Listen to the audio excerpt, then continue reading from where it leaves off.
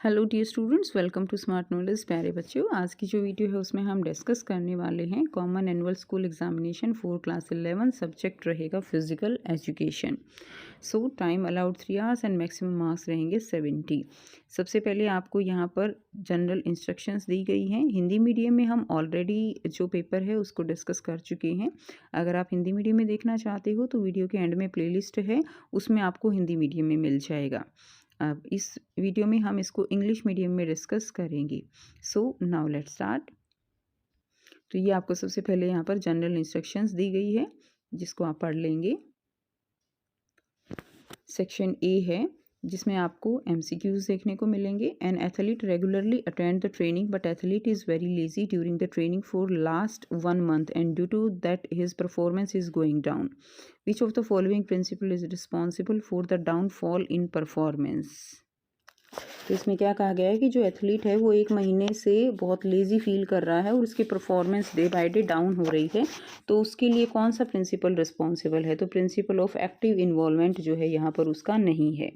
Next देखिए, read the following statement. Assertion और reason दिया गया है। असर्शन है team Vishwas won all the matches in a tournament because member of the team Vishwas put the group need before their own. क्योंकि वो जीते सारे मैच क्योंकि उन्होंने अपना जो टीम का विश्वास है उसको ऊपर रखा, अपनी ज़रूरतों से ऊपर रखा। ठीक है। रीज़न क्या रहेगा। Team with better team cohesion have an excellent winning record. जब एक टीम के अंदर टीम की स्पिरिट होती है तो वो एक बहुत ही अच्छा उनकी जीत का रिकॉर्ड होता है। तो ये बिल्कुल ठीक बात है। तो यहाँ से इसका आंसर ए हो जाएगा। दोनों ही ट्रू हैं एंड ये इसकी करेक्ट एक्सप्लेनेशन भी है। अगला क्वेश्चन देखिए, नंबर 3 है। इसके अंदर आपको एक्सिस और प्लेन बताना है। तो इसके अंदर अगर हम देखें तो वर्टिकल इसके अंदर क्या है, एक्सिस है, और हॉरिजॉन्टल क्या है, प्लेन है। तो ए यहाँ पे राइट आंसर हो जाएगा। नेक्स्ट क्वेश्चन है the following flexion and extension at the knee joint are performed at which axis and plane. तो फ्लेक्सियन और एक्सटेंशन जो है वो फ्रंटल एक्सिस और सेजिटल प्लेन में होते हैं। अगला question, the Khelo India programme has been divided into how many vertical to accomplish its objectives. तो कितना आ जाएगा, हाउ मैनी वर्टिकल्स, 12। आंसर जो है 12 हो जाएगा। नेक्स्ट क्वेश्चन में देखिए, मैच करने हैं। तो Olympic anthem that is Spyros Samaras. ठीक है। उसके बाद है ओलंपिक सिंबल क्या है, 5 इंटरलिंक्ड रिंग होती हैं।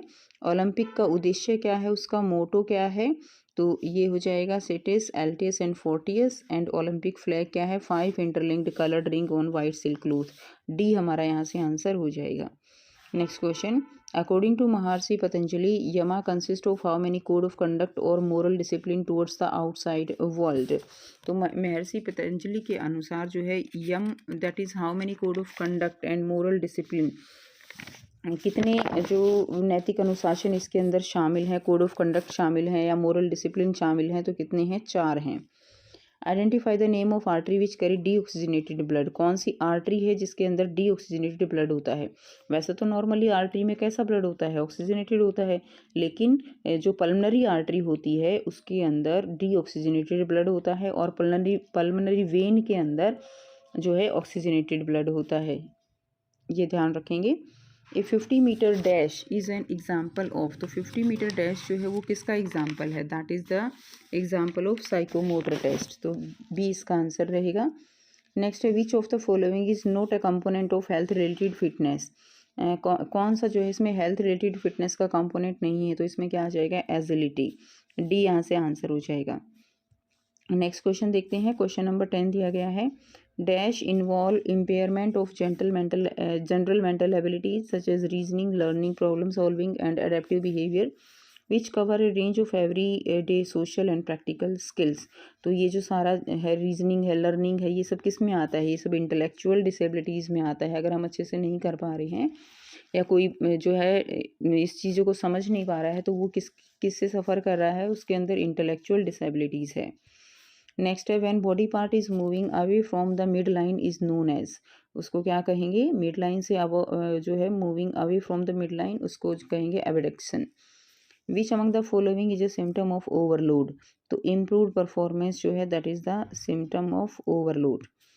नेक्स्ट देखिए, through which test can you classify the student of your class.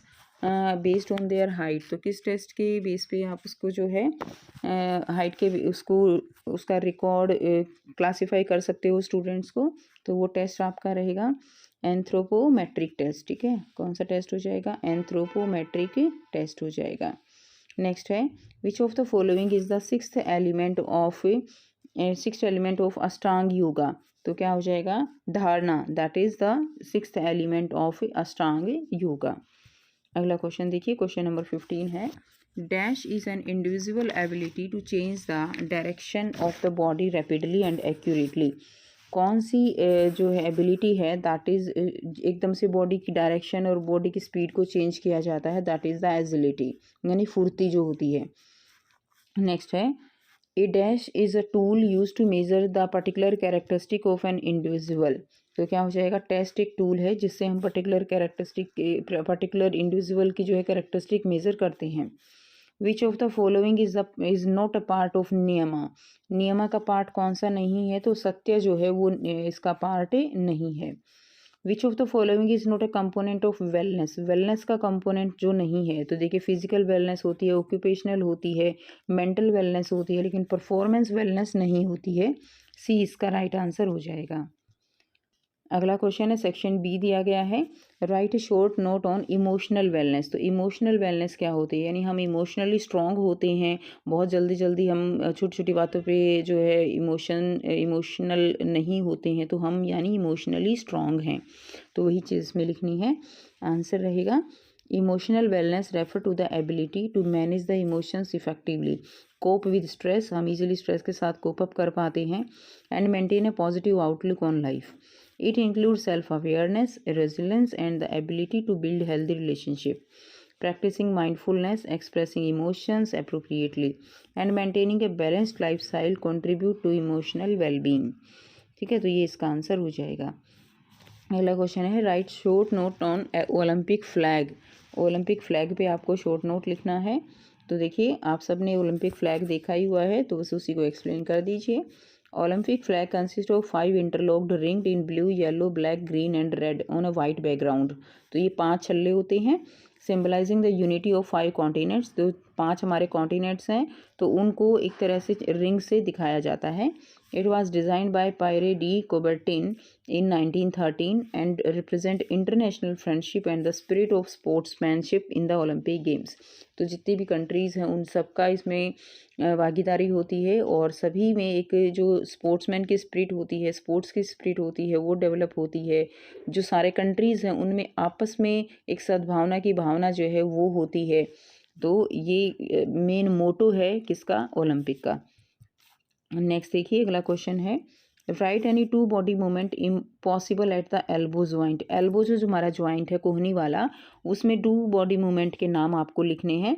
तो इसमें आप आंसर लिखेंगे, देखते हैं कि flexion, bending the elbow to decrease the angle between the forearm and upper arm. ठीक है, तो ये फ्लेक्सियन होता है। एंड एक्सटेंशन क्या होता है? Strengthening the elbow to increase the angle between the forearm and upper arm. तो ये हो जाएगा, ये बेंडिंग फ्लेक्सियन बेंडिंग है, एक्सटेंशन स्ट्रेंथिंग है। नेक्स्ट देखिए list any 4 tested administration guideline in physical education and sports. तो 4 टेस्ट एडमिनिस्ट्रेशन ये आपको लिखना है। क्लियर? तो इसमें आपको बताना है कि जो 4 हम टेस्ट है उनके क्या दिशा निर्देश हैं वो बताना है। तो ensure the test is conducted in a safe and suitable environment, कि जो भी इस तरह का टेस्ट लिया जाए, प्रशिक्षण टेस्ट लिया जाए बच्चों का, तो वो जो है सेफ़ और सूटेबल एनवायरनमेंट में होना चाहिए। Provide clear instruction and demonstration before the test, जो भी गाइडलाइन है वो बिफोर द टेस्ट बिल्कुल क्लियर होनी चाहिए। Use standardized equipment and technique for accuracy. Standardize equipment और टेक्निक जो है उसका यूज़ करना चाहिए एक्यूरेसी के लिए। Record result systematically and fairly for all participants. ठीक है, आप रिकॉर्ड जो है वो सिस्टमेटिकली और फेयरली सभी के रिकॉर्ड होने चाहिए। अगला क्वेश्चन है list down the any 4 objective of Khelo India programme. Khelo India programme के ऑब्जेक्टिव क्या हैं? तो इसका ऑब्जेक्टिव है कि ये स्पोर्ट्स कल्चर को प्रमोट करता है and fitness among youth, identify and nurture young sport talent, improve sports infrastructure at the grassroots level, provide financial and training support to athletes। ठीक है, ये आंसर हो जाएगा। अगला देखेंगे, list 4 advantages of studying sports psychology. तो 4 advantages क्या रहेंगी?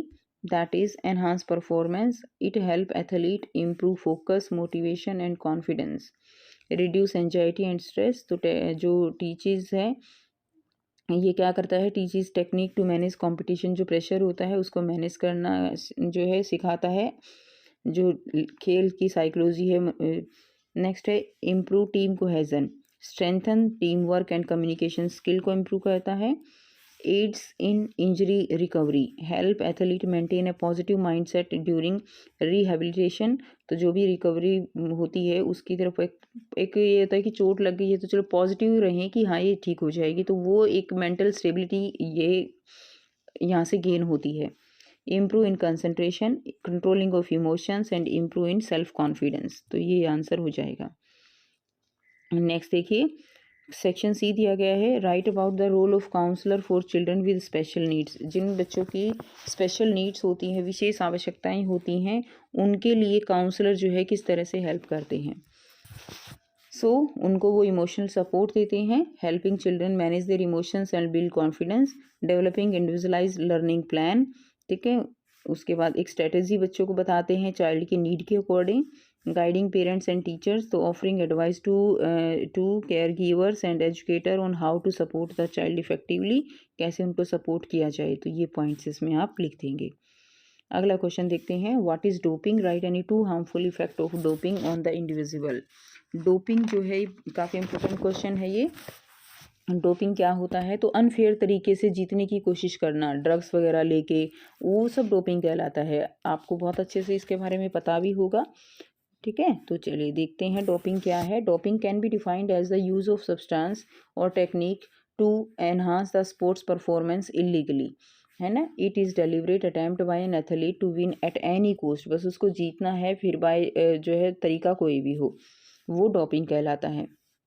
It is deliberate attempt by an athlete to win at any cost, even if it is by using life-threatening substance और methods, चाहे वो फिर कैसे भी हों। अब उसका क्या इफेक्ट होता है बॉडी पे? बहुत ही नेगेटिव इफेक्ट रहता है। ठीक है, तो इसमें उसकी जो फिजिक हेल्थ रिस्क होते हैं, cause heart problem, liver damage, hormonal imbalance हो सकते हैं। साइकोलॉजिकल इफेक्ट हैं, lead to aggression, depression and addiction, ये सब हो जाएगा। अगला क्वेश्चन देखेंगे, व्हाट इज नीति क्रिया इन शतकर्मा। ठीक है, तो नीति क्रिया क्या होती है? Explain the technique of performing जल नीति इन डिटेल। तो जल नीति क्या है? तो इसमें क्या करते हैं, नीति क्रिया एक योगिक प्योरिफिकेशन टेक्निक है अंडर शतक्रिया। 6 क्लीनिंग प्रैक्टिसेस जो होती हैं उसमें एक है ये जल नीति क्रिया। That help clear nasal passage and improve breathing. तो ये जो हमारा नेजल पैसेज होता है, नाक का हिस्सा, उसको क्लियर करने में, साफ करने में यूज़ की जाती है जल नीति टेक्निक। इसमें एक फिल नीति पोट विद लुकोम सलाइन वाटर, हल्का सा सलाइन वाटर लेते हैं और उसको उसके अंदर डाल लेते हैं, जो एक नीति पोट होता है। ठीक है, tilt the head and insert the spout into one nostril, और एक नाक में उसको डाल के और फिर वो पानी जो है वो नाक के थ्रू दूसरी नाक से निकलता है। तो इससे जो क्लीनिंग होती है। ठीक है, and allowing water to flow through and exit the from the other nostril. Repeat on the other side and then dry the nasal passage by gentle exhalation. तो इस तरह से जो है ये जल नीति क्रिया होती है। अगला क्वेश्चन देखेंगे, क्वेश्चन नंबर 28 है, list down different type of traditional sports and regional games, explain any one of the them in detail. तो आपको जो ट्रेडिशनल सपोर्ट हैं, हमारे ट्रेडिशनल स्पोर्ट्स हैं, लाइक कबड्डी है, और रीजनल गेम्स भी बहुत सारे होते हैं, तो उनके बारे में कुछ डिटेल बतानी है और एक को डिटेल में लिखना है। तो यहाँ पे कुछ गेम्स दिए गए हैं, आप अपनी तरफ से भी इसमें और ऐड कर सकते हो। जैसे बोर्ड गेम क्या था? चॉपर था, लूडो, शतरंज, चेस, ये हैं। कॉम्बैट गेम कौन सा है? ये है कलारी पत्तू। ठीक है, एंड रैकेट गेम है बॉल, बैडमिंटन। टीम गेम्स हैं खो खो, कबड्डी। प्ले गेम्स हैं गिल्ली डंडा, अट्टा पट्टा। ठीक है, आप बताना इस गेम के बारे में क्या आप जानते हो। एक्सप्लेनेशन दे रखी है यहाँ पे कबड्डी की, तो कबड्डी के बारे में सभी बच्चे जानते हैं। नॉर्मल किसी भी गेम के बारे में लिख सकते हो आप। Kabaddi is a contact sport played between the 2 team of 7 player, हर एक में 7 प्लेयर होते हैं। And raider enter the opponent half of 2 tag player while holding their breath and chanting kabaddi kabaddi. ठीक है, वो कबड्डी कबड्डी बोलते रहते हैं। The opposing team try to stop the raider from returning. Opposite team उसको रीड करने से रोकती है। And points are awarded for successful raid and tackles, तो फिर उनको पॉइंट्स मिलते हैं।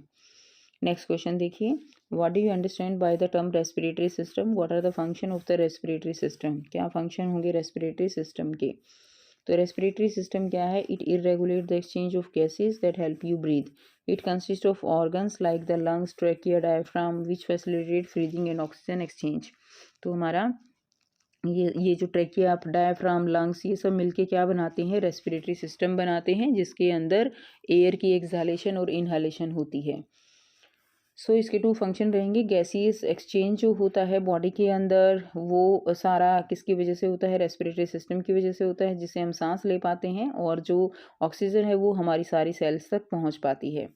रेगुलेशन ऑफ है पीएच बैलेंस, जो बॉडी के अंदर होता है, कार्बन डाइऑक्साइड की वजह से एसिड बेस बैलेंस जो होता है वो करता है। To provide oxygen to cells of our body and removal of waste product, जो कार्बन डाइऑक्साइड हम सांस छोड़ते हैं वो एक तरह का वेस्ट प्रोडक्ट है, ठीक है, तो वो भी मेंटेन रेस्पिरेटरी सिस्टम करता है। नेक्स्ट क्वेश्चन देखेंगे, अगला है, explain the term test, measurement and evaluation with examples from physical education and sport. तो आपको टर्म जो है टेस्ट, मेजरमेंट एंड इवेल्युएशन, इनको बताना है। तो देखिए, टेस्ट क्या होता है, एक टूल है, इवेल्युएशन का टूल है, ए टूल और method use to assess physical ability, physical ability को मेज़र करने का एक टूल है। अब मेज़र हमने टूल यूज़ कर लिया, उसके बाद क्या होता है मेज़रमेंट। मेज़रमेंट का मतलब क्या है, process of recording the result, कि हम क्या करेंगे, जो भी हमने मेज़र किया, जो भी हमने टेस्ट लिया उसका रिकॉर्ड रखना, और रिकॉर्ड के बेस पे उसका evaluation. Evaluation interpreting result, test result to make decision, ठीक है, तो रिजल्ट को इंटरप्रेट करना और फिर एक डिसीजन तक पहुंचना, वो क्या कहलाता है, इवेल्युएशन कहलाता है। Determining if an athlete qualify for competition, जैसे मान लीजिए ओलंपिक में जो सिलेक्शन करनी है, तो उसके लिए टेस्ट होगा, टेस्ट के बाद रिकॉर्ड किया जाएगा किसने कैसा किया, और फिर उसके बेस पे डिसीजन लिया जाएगा। नेक्स्ट देखिए, सेक्शन डी दिया गया है, sports training is the physical, technical and intellectual, psychological and moral preparation of an athlete और a player by means of physical exercise. It is human nature to formulate principles. These serve as an important function of the helping and human being to regulate the activities in order to achieve their goals. तो जो भी खिलाड़ी हैं वो अपने goal achieve करने के लिए अपनी जो भी एक्टिविटी है दिन की उनको करता है। And principle of sports training are the guideline for the formulation, implementation and regulation of sports training. तो इसमें सबसे ज़रूरी क्या होता है, रेगुलेशन, डिसिप्लिन, वो सबसे आप कह सकते हो कि स्पोर्ट्स की मेन प्रिंसिपल्स हैं। क्वेश्चन दिया गया है, explain the principle of variety in sports training. Variety का मतलब क्या है, वैरायटी का मतलब है कि ऐसा नहीं होना चाहिए कि एक ही टाइप की जो आप कह सकते हैं प्रैक्टिस डेली वही करनी चाहिए। कोच को चाहिए कि जो स्पोर्ट्स के मैन हैं उनकी अलग अलग दिन अलग अलग तरह से प्रैक्टिस कराई जाए, हर तरह के पॉइंट पे फोकस किया जाना चाहिए, उसको बोलते हैं principle of variety. So training is a long term process. Training केवल एक दो दिन की प्रैक्टिस नहीं होती है, ट्रेनिंग जो है बहुत लॉन्ग टर्म प्रैक्टिस होता है। So and load and recovery can become boring for both athlete and coach. तो अगर बहुत ज़्यादा लोड लेके करेंगे, मेंटली परेशान होके करेंगे, उस चीज़ को बर्डन लेके करेंगे, तो स्पोर्ट्स नहीं खेला जा सकता है। तो कोच को चाहिए इस चीज़ में थोड़ा सा चेंज लेकर आए। So a successful coach should plan variety in training programme to maintain the interest and motivation of the athlete, ताकि जो एथलीट है उसका मोटिवेशन और जो उसका इंटरेस्ट है वो उसके अंदर बना रहे, वो लूज ना हो, ठीक है, क्योंकि अगर वो लूज हो गया तो फिर स्पोर्ट्स खेलना पॉसिबल नहीं हो पाता है। नेक्स्ट है, discuss about the principle of rest and recovery. अब बहुत ही ईजी है, अब गेम खेलते हैं तो रेस्ट और रिकवरी वो बहुत ज़्यादा ज़रूरी है, उसी से बॉडी को एनर्जी रिगेन होती है। So principle of test and recovery, the training program should be designed in a way that there are proper rest and interest in the training activities, because the body regenerate during rest and become better and stronger than before, ठीक है। Next देखिए, अगला है, name two cycles of the principles of periodisation.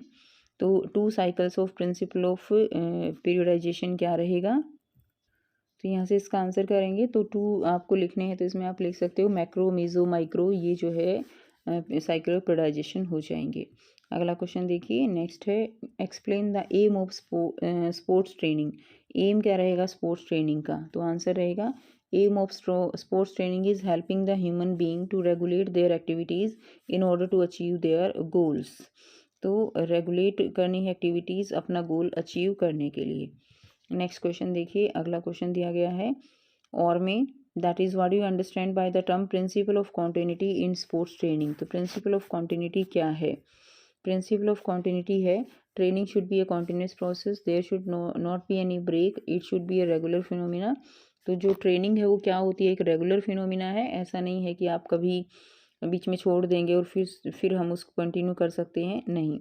If there are long interval between training season and individual fitness decrease, तो धीरे धीरे fitness decrease हो जाएगी and the human body adapt to reduce load. और human body जो है उसका load लेने का जो स्टेमिना है वो रिड्यूस हो जाएगा। अगला क्वेश्चन है ए सर्वे कंडक्टेड 200 दिव्यांग students of a particular zone about assistance taken by CWSN student from different professional in a calendar year. Survey result shown in the given pie chart. तो सर्वे के जो रिजल्ट हैं वो यहाँ पर दिखाए गए हैं कि कितनी % बच्चों पे किया गया। ठीक है, तो देखिए 23% पे जो है स्पेशल एजुकेटर ने काम किया, 23 पे फिजियोथेरेपिस्ट ने किया है, स्पेशल एजुकेटर ने किया है 37 पे सबसे ज़्यादा। ठीक है, उसके बाद स्पीच थेरेपिस्ट ने काम किया 28% पे और फिज़िकल जो एजुकेशन टीचर है उन्होंने किया 12% पे। तो इसी के भी यहाँ पे कुछ क्वेश्चंस दिए गए हैं। Most popular profession to assist divyang students was found to be, तो क्या है? स्पेशल एजुकेटर हो जाएगा। Explain the role of speech therapist for divyang student. Speech therapist क्या क्या रोल है दिव्यांग स्टूडेंट्स के लिए? तो उसका रोल क्या होगा? Speech therapist in school provide treatment support and care for students with special needs who have difficulties in communication. जो अच्छे से कम्युनिकेट नहीं कर पाते उनकी हेल्प करना स्पीच थेरेपिस्ट का रोल होता है। अगला क्वेश्चन है which among the following professional use exercise to help divyang student to gain and keep best possible use of their body. तो वो कौन बता सकता है? फिजियोथेरेपिस्ट। नेक्स्ट है mention one role of physical education teacher for divyang student. क्या role रहेगा? कोई एक रोल बताना है। तो role of physical education teacher that is the physical education teacher need to determine the ability of students with special needs. उसकी ability को check करना है। They also need to determine measure to support their participation in sports, games, fitness activities through general modified and specially designed PE program। तो जो physical education के pre design programme होते हैं उनके बेस पे उनको उसकी जो फिजिकल एबिलिटीज़ हैं उनको इवेलुएट कर सकते हैं। अगला क्वेश्चन देखिए, नेक्स्ट है व्हाट परसेंटेज ऑफ दिव्यांग students were assisted by the physiotherapist. तो इसमें बता देंगे आप फिजियोथेरेपिस्ट ने कितना % किया है? तो ये 23% आ जाएगा। ठीक है, अकॉर्डिंग टू पाई चार्ट। उसके बाद नेक्स्ट देखिए, ऑप्शंस हैं for visually impair students. Role of physical education teacher, तो यहीं से आ जाएगा। रोल क्या है? एक जो सिंपल सा एक रोल आपको लिख देना है, क्या रोल है फिजिकल एजुकेशन टीचर का। Next different type of joint are shown in the picture. इसमें देखिए डिफरेंट टाइप ऑफ ज्वाइंट दिए गए हैं जिनके नाम आपको बताने हैं। Name the joint showed in the picture 6 में कौन सा ज्वाइंट है? तो इसमें बॉल एंड सॉकेट ज्वाइंट है। उसके बाद name the body part where joint shown in picture 2। Second picture ये जो है ये ज्वाइंट हमारा कौन सा है? एल्बो और नी ज्वाइंट है। उसके बाद है name the joint present in thumb. Thumb में कौन सा ज्वाइंट रहेगा? थंब में सैडल ज्वाइंट होगा। थंब में कौन सा होगा? Saddle joint. Which type of joint are in diarthrosis. ठीक है, डायरोथ्रोसिस में कौन सा ज्वाइंट है? Which type of joint? Diarthrosis जो कौन से टाइप के ज्वाइंट होते हैं? जो जो फ्रीली मूवेबल होते हैं ना, बहुत ज़्यादा मूव कर सकते हैं, उनको हम डायरोथ्रोसिस बोलते हैं। नेक्स्ट और में दिया गया है which joint are found in our skull. तो स्कल के अंदर तो इमूवेबल ज्वाइंट है, हम अपने स्कूल को पूरा इस तरह से नहीं कर सकते हैं, उसके अंदर हम उनको मूव नहीं कर सकते हैं, तो वो कैसे ज्वाइंट हो गए? इमूवेबल ज्वाइंट हो जाएंगे। अगला क्वेश्चन है what are synovial joint? name any 3 type of synovial joint with example from our body। synovial joint होते हैं जो सबसे ज़्यादा मूव कर सकते हैं, उनको हम synovial joint कहते हैं। क्लियर? जैसे कि बॉल एंड सॉकेट ज्वाइंट है हमारा, तो वो क्या कहलाएंगे। तो synovial joint are the most movable type of joint in the human body. They have fluid filled cavity that reduce friction. तो फ्लूड, उनके अंदर फ्लूड भरा होता है जिसके अंदर क्या होता है, वो फ्रिक्शन, वो आपस में एक दूसरे से टकरा के फ्रिक्शन कॉज नहीं होता है, इसलिए वो ज़्यादा मूवमेंट कर पाते हैं। And smooth movement between bones. This type of synovial joint like ball and socket joint जो हमारे शोल्डर में होता है, हिप में होता है। हिंज जॉइंट जो हमारी जैसे डोर खुलता है ना एक तरफ, उनको बोलते हैं हिंज जॉइंट। जैसे नी का जॉइंट है, एल्बो का जॉइंट है, एक तरफ वाले जैसे कोनी है, हम आगे आगे लेके आ सकते हैं लेकिन पीछे नहीं लेके जा सकते, तो ये हिंज जॉइंट है। उसके बाद पाइवट जॉइंट कौन से होते हैं, अलाउ रोटेशनल मूवमेंट, जिसमें हम रोटेशन कर सकते हैं अलावा एक सिंगल एक्सिस पे। जैसे हमारी जो गर्दन है उसको हम मूव करते हैं, लेकिन गर्दन ऐसा तो नहीं है ना कि अपनी जगह से हट जाती है, वो एक ही जगह पे रहती है, तो वो मूव करती है एक एक्सिस पे चारों तरफ, ठीक है। तो उसको हम पाइवट जॉइंट कहेंगे।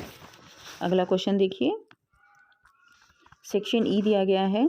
Rahul is a national level cyclist. He is highly inspired by the personality of his physical education teacher. तो वो इंस्पायर है अपने फिजिकल एजुकेशन टीचर से।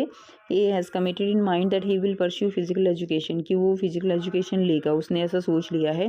तो आपको बताना है कि वो करियर में फिजिकल एजुकेशन लेके क्या क्या काम कर सकता है, क्या किस किस फील्ड में वो अपना करियर जो है वो बना सकता है। तो इसमें आंसर रहेगा, स्पोर्ट्स कोच बन सकता है, training athlete in various sports at different level, fitness trainer बन सकता है, फिजियोथेरेपिस्ट बन सकता है, रेफरी अंपायर बन सकता है, उसके अलावा स्पोर्ट्स जर्नलिस्ट बन सकता है, तो टीचर बन सकती है, फिजिकल एजुकेशन का टीचर बन सकता है। तो ये सारे प्रोफेशन वो यहाँ पे चूज़ कर सकता है, तो यहाँ से आप एक बार देख लेंगे। नेक्स्ट देखिए, define biomechanics, describe how biomechanics is important in physical education and sports। तो biomechanics क्या है, biomechanics वो है कि बॉडी जो है, अगर बॉडी के ऊपर किसी तरह का फोर्स डाला जाए तो बॉडी का रिस्पॉन्स वो किस डायरेक्शन में होता है, कैसे होता है, वो चीज़ें सारी हम बायोमैकेनिक्स में पढ़ते हैं। तो आंसर देखेंगे, बायोमैकेनिक्स क्या है, that is biomechanics is the study of the mechanical principles of movement in living organism. Mechanical principles को स्टडी करना जो है लिविंग ऑर्गेनिज्म में, वो क्या कहलाता है, बायोमैकेनिक्स कहलाता है। And it analyse how forces act on the body, ये एनालाइज करता है कि फोर्सेस जो है कैसे एक्ट करते हैं। And how the body respond to them during physical activity, और फिजिकल एक्टिविटी के ड्यूरिंग बॉडी कैसे रिस्पॉन्ड करती है। तो इम्पोर्टेंस क्या है इन स्पोर्ट्स एंड फिजिकल एजुकेशन में, तो ये contribute to the high quality of performance. तो ये जब पूरी स्टडी की जाती है बॉडी की कि कैसे रिस्पॉन्स आ रहा है, क्या है, तो उसमें जो परफॉर्मेंस है स्पोर्ट्समैन की वो अच्छी होती है, ठीक है। तो इसमें आ जाएगा, that is help us to for designing and accepting new equipment. तो यहाँ से कर देख लेते हैं, contribute to the contribute to the high quality of performance to find out fault limiting the performance, कि वो कारण जो जिसकी वजह से जो परफॉर्मेंस है वो अच्छी नहीं जा रही है। for designing and expecting new equipments, help us to learn new physical skill, coping the champions, for for diagnostic of teaching and coaching, ठीक है, for self evaluation of athlete, evaluating and changing the rule and regulation and selection of players. तो इन सब के लिए ये important रहती है biomechanics. अगला क्वेश्चन है, write about any 3 problem teenagers face today and also discuss how we can effect manage these problems.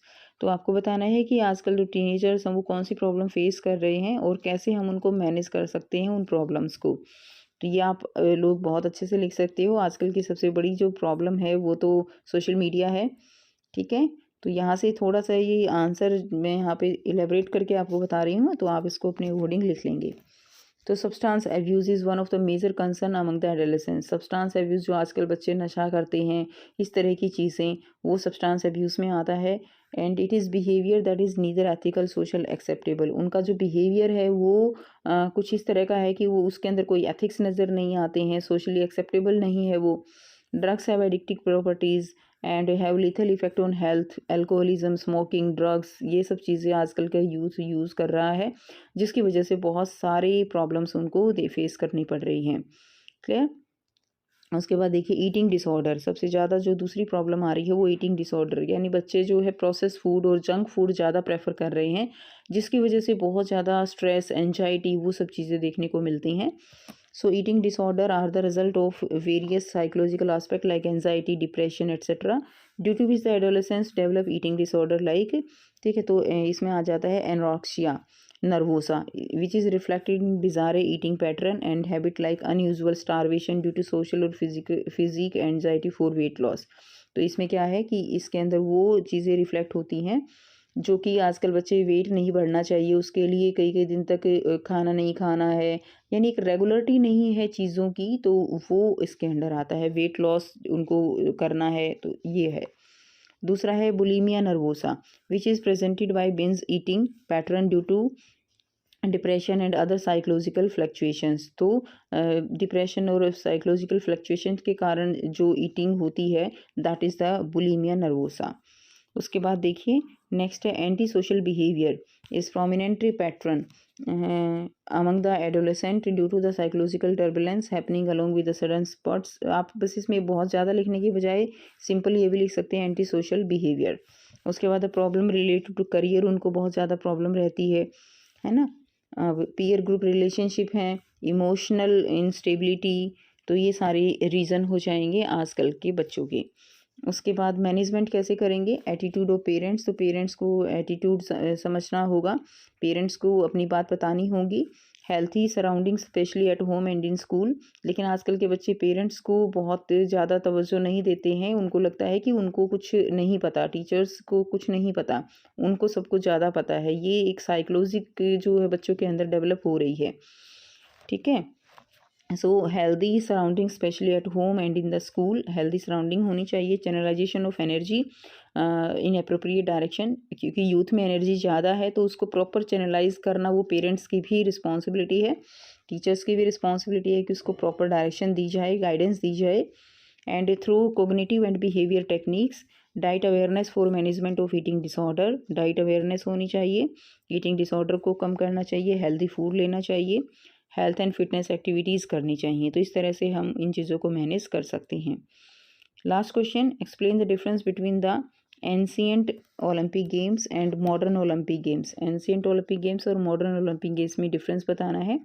तो एंशिएंट गेम कौन से रहेंगे, ancient Olympic games that is held only at Olympia in Greece, ठीक है, held at different cities of the world. Modern जो है अलग अलग सिटीज़, वर्ल्ड के अलग अलग सिटीज़ में होते हैं, जबकि ये केवल ग्रीस के ओलंपिया में। Participant must be free born Greek, ठीक है, इसमें जो पार्टिसिपेंट है वो ग्रीक के ही हो सकते हैं, जबकि इसमें natural born of member country, कहीं का भी व्यक्ति जो है इसमें पार्टिसिपेट कर सकता है, sportsman. Regional festival for Greek in the honour of god Zeus, तो ये एक फेस्टिवल की तरह अपना किया जाता है। एंशिएंट ओलंपिक गेम्स जो है एक फेस्टिवल की तरह थी। And international sports gathering for peaceful and better world, तो इसमें स्पोर्ट्स की जो फीलिंग है पीसफुल एंड बेटर वर्ल्ड के लिए इंटरनेशनल जो कंट्रीज़ हैं आपस में एक दूसरे से जुड़े रहें, उसके लिए मॉडर्न ओलंपिक गेम्स हैं।